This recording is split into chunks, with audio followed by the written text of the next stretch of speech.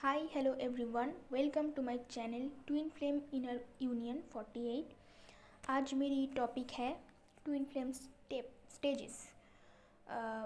8 stages होते हैं पूरी ट्विन फ्लेम जर्नी में, वो मैं एक के बाद एक डिस्कस करूँगी। जो चैनल में नई है या फिर नई नई ट्विन फ्लेम जर्नी में आए हैं उन लोगों को मैं थोड़ा सा इंट्रोडक्शन दूंगी कि ट्विन फ्लेम होते क्या है। एक ही सोल जब इस दुनिया में मतलब 3D वर्ल्ड में स्प्लिट होके आते हैं, एक ही सोल दो भाग में स्प्लिट हो जाते हैं। एक मेल एनर्जी में होते हैं, एक फीमेल एनर्जी में होते हैं। मैं एनर्जी वाइज बात कर रही हूँ। फीमेल बॉडी में फीमेल एनर्जी हो सकता है, मेल बॉडी में मेल एनर्जी हो सकता है, ये कॉमन है। लेकिन दोनों ही एनर्जी फीमेल बॉडी में भी हो सकता है, दोनों ही एनर्जी मेल बॉडी में भी हो सकता है, या फिर फीमेल एनर्जी मेल बॉडी में हो सकता है, या फिर male energy female energy male body में भी हो सकता है। तो इतने सारे हो सकता है ट्विन फ्लेम्स। ट्विन फ्लेम्स दुनिया में पैदा क्यों होते हैं? ट्विन फ्लेम्स दुनिया में आते हैं अर्थ की वाइब्रेशन बढ़ाने के लिए, अर्थ को हाई वाइब्रेशन में, लव वाइब्रेशन में ले जाने के लिए आते हैं, डिवाइन का काम करने के लिए आते हैं। हर एक ट्विन फ्लेम का डिफरेंट सोल पर्पस होता है और वो सारे सोल पर्पस कोई सोशल वर्क ही होता है। मतलब ऐसा कोई काम वो लोग करते हैं या फिर ऐसा कुछ करते हैं कि बाकी के लोगों की भलाई के लिए, और सारे के सारे लोग उन लोगों को फॉलो करते हैं। तो इसीलिए ट्विन फ्लेम्स दुनिया में पैदा होते हैं अच्छा काम करने के लिए। और भी एक काम है कि इविल जो एनर्जी होता है दुनिया में, डिवाइन एनर्जी होता है और इविल एनर्जी होता है दुनिया में। तो इविल एनर्जी को डिस्ट्रॉय करके डिवाइन एनर्जी को स्प्रेड करने के लिए भी आते हैं। अभी मैं बात करूँगी ट्विन फ्लेम स्टेजेस के बारे में। नंबर 1 स्टेज है बिफोर मीटिंग। आप अगर ट्विन फ्लेम जर्नी में हो तो बचपन से ही आपको पता चल जाएगा कि यू आर मिसिंग समथिंग। मतलब आपको लगेगा कि आप आधा हो, मतलब हाफ हो, इनकम्प्लीट हो। कोई एक दूसरा पार्ट है जो इस दुनिया में ही आपके साथ पैदा हुआ है, जो आपको बचपन से पता हो। मुझे दूसरे लोगों के बारे में पता नहीं, क्योंकि ये प्रैक्टिकल और लॉजिकल चैनल है। तो मैं बस अपनी एक्सपीरियंस ही बताऊंगी। जो मैंने अपनी पूरी जर्नी में एक्सपीरियंस किया है 3 सालों में, वही आपको मैं बताऊंगी। बाकी और भी बहुत कुछ हो सकता है, वो आप दूसरे चैनल में वहाँ से पिक कर लेना। तो बचपन से ही आपको पता चलेगा कि आप इनकम्प्लीट हो और कुछ मिस कर रहे हो, और आप हमेशा ढूंढते रहोगे कि कोई तो है, कोई है। आप ढूंढते रहोगे, ऐसा होता है। यह है फर्स्ट स्टेज। सेकेंड स्टेज है मीटिंग। ट्विन के साथ मीटिंग कहीं पे भी हो सकता है, सोशल मीडिया के थ्रू हो सकता है, वो कोई भी हो सकता है, आपके फ्रेंड जोन में हो सकता है, कोई भी आसपास में भी रह सकता है, या फिर रिलेटिव्स में भी हो सकता है, बाहर कोई कंट्री में भी हो सकता है, इतना डिस्टेंस हो सकता है, बहुत कुछ हो सकता है। मतलब कहीं कहीं से भी आ सकता है। और आपको फर्स्ट मीटिंग में ही पता चल जाता है कि कुछ कनेक्शन है उस इंसान के साथ आपका। तो ये पहली मतलब मीटिंग में ही पता चल जाता है आपको। नंबर 3 है बबल फेज़, जो ट्विन फ्लेम जर्नी का सबसे अच्छा फेज़ होता है। मतलब सबसे रोमांटिक फेज़ जिसको बोलते हैं, सबसे अच्छा फेज़ होता है जो, और सबसे स्मॉल होता है। मतलब बहुत ही कम टाइम के लिए ये बबल फेज़ होता है। इसमें आप ट्विन से मीट करते हो।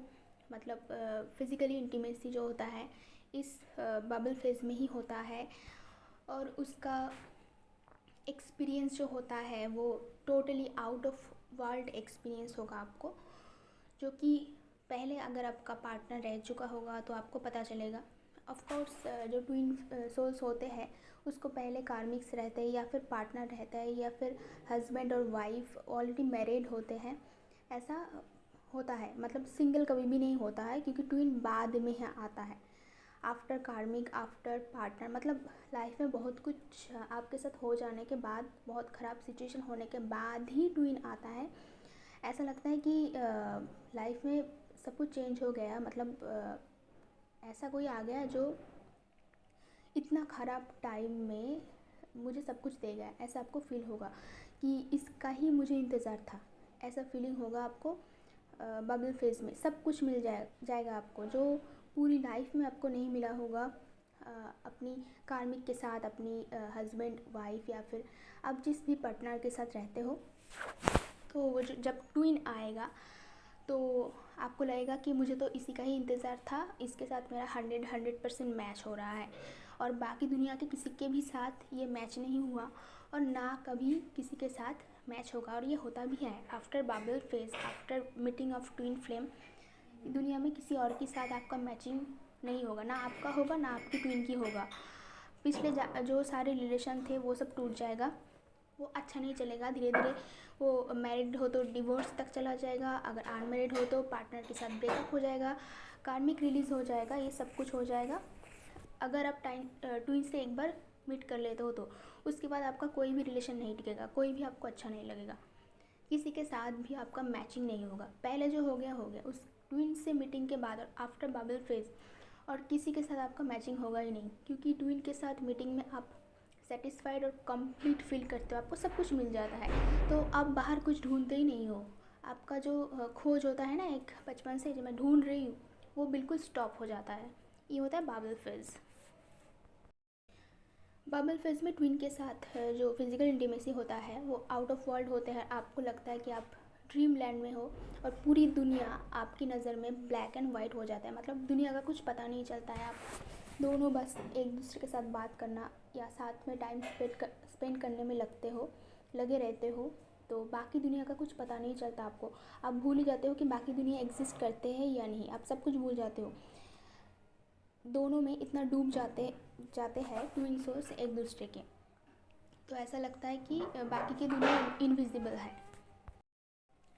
Just after bubble phase separation phase आता है। बबल फेज़ की इतनी अच्छी फेज़ के बाद जब आप बिल्कुल ड्रीम लैंड में हो जाते हो तो उसके बाद ही सेपरेशन आ जाता है।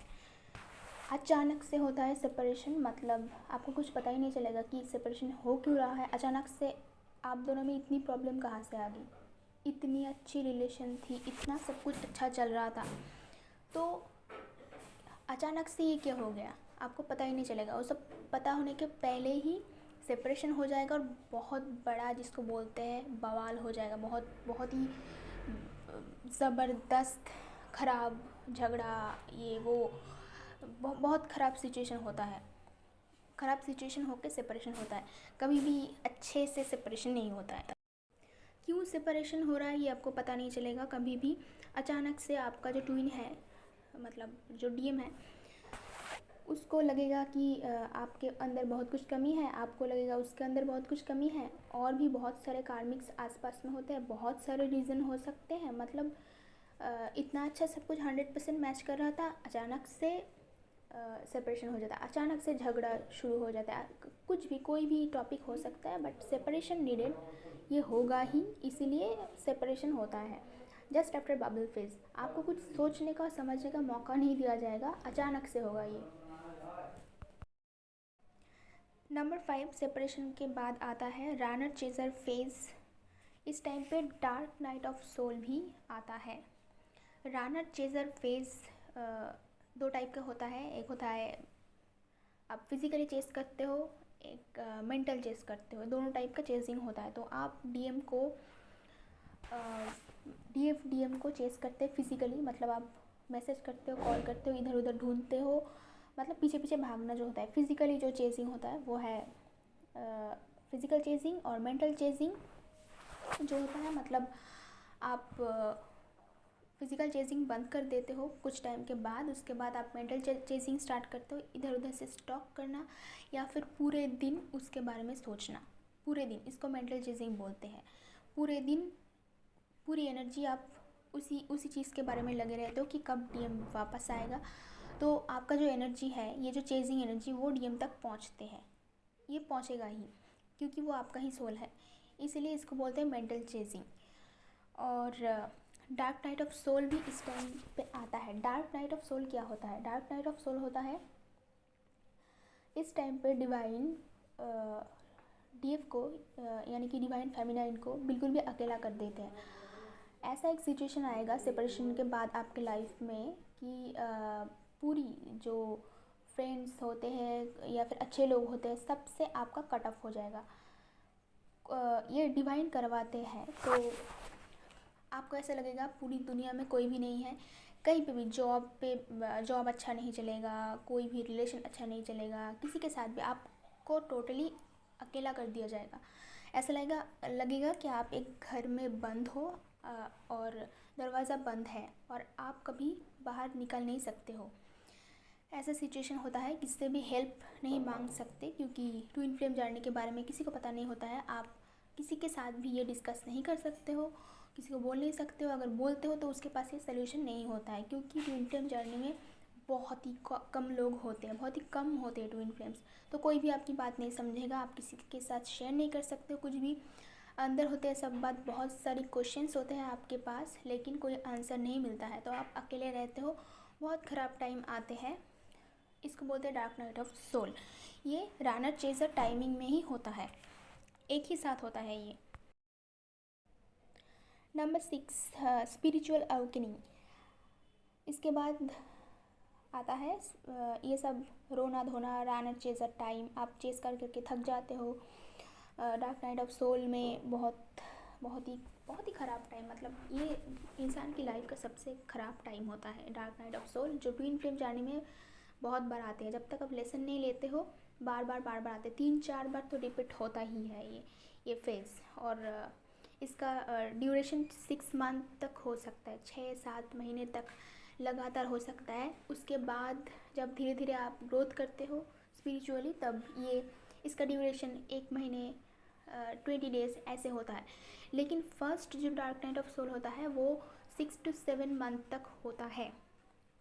और स्पिरिचुअल अवेकनिंग स्टार्ट होता है जब आपके पास वीडियोज़ आने लगते हैं। कोई ना कोई आपको ये ट्विन फ्लेम के बारे में जो वीडियोज़ होते हैं वो आपको सेंड करेगा, तो वहाँ से आपको पता चलेगा।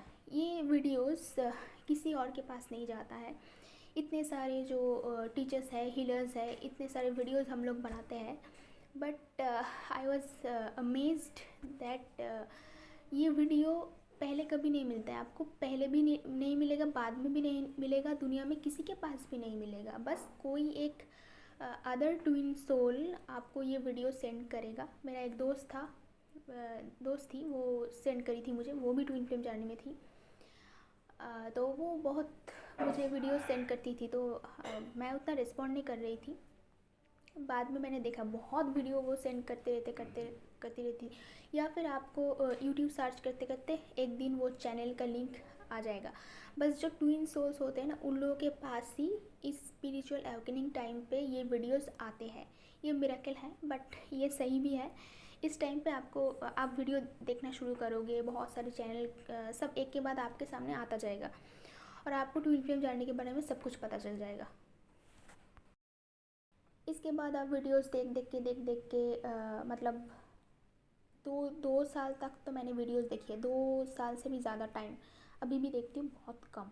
यूनियन स्टेज में लोग वीडियोस देखना बंद कर देते हैं, खुद स्पिरिचुअल हीलर बन जाते हैं, खुद का चैनल खोल लेते हैं। मैक्सिमम लोग यही करते हैं जो मैं कर रही हूँ अभी।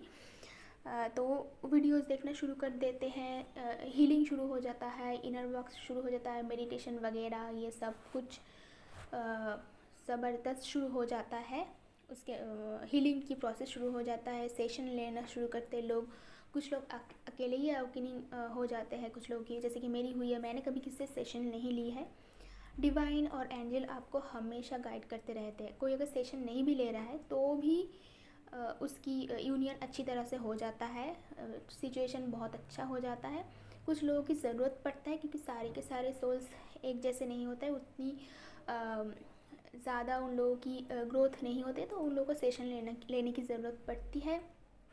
जो अकेले कर सकते हैं तो वो अकेले कर लेता है, वीडियोस देख के। छोटा मोटा गाइडेंस की सबको ही ज़रूरत पड़ता है। तो उसके बाद ही ये सब शुरू होता है, एंजल नंबर्स देखना, स्पिरिचुअल एबंडेंस आना, ये सब शुरू हो जाता है।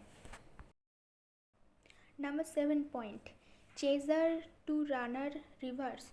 मतलब अभी आप रनर थे, अभी आप अभी आप चेज़र थे, तो डिवाइन मस्कुलिन रन कर रहे थे, तो ये अभी उल्टा हो जाएगा, मतलब डिवाइन मस्कुलिन अभी आपको चेस करेगा और आप रन करोगे।